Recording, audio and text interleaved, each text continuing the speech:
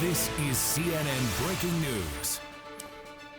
We have breaking news just into CNN. Harvard president Claudine Gay is set to resign today. That is according to the Harvard Crimson. Let's go straight to CNN's Matt Egan. Matt, what can you tell us about this? Well, the Harvard Crimson is reporting that Claudine Gay is set to resign today, marking the shortest tenure of a presidency in the university's nearly 400-year history. We have not independently confirmed that. We've reached out to Harvard. We've yet to hear back, but we know that Claudine Gay is under enormous pressure here. There's been so many things that have gone wrong in just the last few months. The initial response to the October 7th attack was criticized, even by Harvard officials.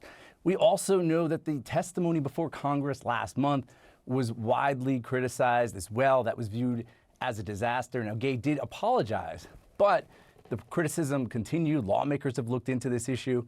And at the same time, we also have these plagiarism allegations that have swirled around Claudine Gay. Now, you add it all up, and that has proven to be, apparently, according to the Harvard Crimson, too much for Claudine Gay's presidency to survive. And according to the paper, she does plan to step down today. Matt, it does stand out that this announcement is coming just 3 weeks after the Harvard Corporation, which is the university's highest governing body, announced that they would unanimously support her after they had extensive deliberations following her testimony before Congress. It drew a lot of criticism, but is it fair to say that combining that with the plagiarism allegations, it was simply too much for her to overcome? It seems like they were in a different position 3 weeks ago. Boris, you're right. It was just 3 weeks ago that the Harvard Corporation, the university's top governing board, announced its unanimous support for Claudine Gay. This news makes you wonder just how unanimous that support really was, and how much depth there was to that support. As you mentioned, this is really a combination of multiple factors, right? It was the fact that the university's response to October 7th was criticized as not condemning Hamas forcefully enough. The Harvard Corporation actually criticized Claudine Gay's initial response. And then you throw on top of that the testimony, right? It was more than 4 hours of testimony before lawmakers, but it really just came down to a precious few minutes where Claudine Gay and the leaders of the University of Pennsylvania and MIT, they struggled to answer a question that a lot of people thought would be a simple one to answer. Is calling for the genocide of Jews against the school's code of conduct, and they all fumbled that response. And then you layer on top of that these plagiarism allegations, where Claudine Gay has had to issue corrections, multiple corrections. Now, we should note that Claudine Gay has not been accused of stealing anyone's ideas in any of her writings. She's been accused of sort of more like copying other people's writings without attribution. So it's been more sloppy attribution than stealing anyone's ideas. But nonetheless, you put all of that together, and you throw on top the political pressure and also the pressure from donors. In just the last few days, we've heard from another powerful donor threatening to actually promising to hold off donations to the school. So when you add all of that up, it seems as though it's been more than Claudine Gay's presidency could survive. And you know, this is a tough moment for one of the most prestigious universities in America. Its brand has clearly taken a very big hit in just the past few months.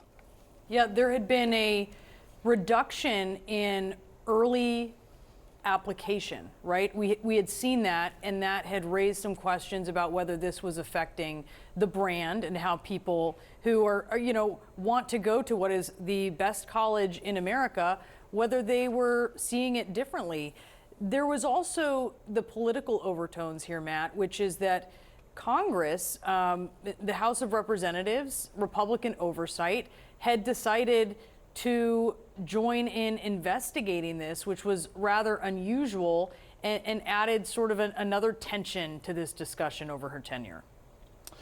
Yeah, absolutely, Brianna. It is worth noting that this has all become so politicized, like a lot of things in society. This has been caught up by politics, and even the plagiarism allegations. I mean, some of those initial allegations around plagiarism, those really came from activists, not activists who were fired up about academic citation. It was really right-wing activists who feel that a lot of these Ivy League presidents are too liberal. And so that's where some of this initial concern about her academic writing came from. And to your point about the brand, the Harvard brand, we did see that early applications to Harvard, they fell by 17% year over year. And a lot of the other schools, including even the University of Pennsylvania, they didn't see that kind of a drop. Now, we should note that the cutoff date for early applications at Harvard, that was November 1st. So that would predate the hearing that has gotten so much attention. It would also predate the plagiarism issues. But still, it does sort of raise this concern about what all of this attention, all this controversy has done to the Harvard brand. And at some point, you got to imagine that the officials that run the school, the Harvard Corporation, the members of that powerful board, they had to decide whether or not they wanted to stand by Claudine Gay. And again, according to the Harvard Crimson, they've decided that they don't want to. It did not predate that controversy, certainly over student groups facing backlash for signing on to a statement that was anti-Israel. So you see, I'm very glad you pointed out the timeline on that map, because it is incredibly important to see what may and may not have affected this. But so many things going on as Harvard has become politicized here. Yeah, Matt Egan, we're going to stay on top of this story. We look forward to what Claudine Gay herself has to say in the statement that we anticipate coming later today following her resignation. Matt Egan, thanks so much with the latest details on that breaking news. Thank you.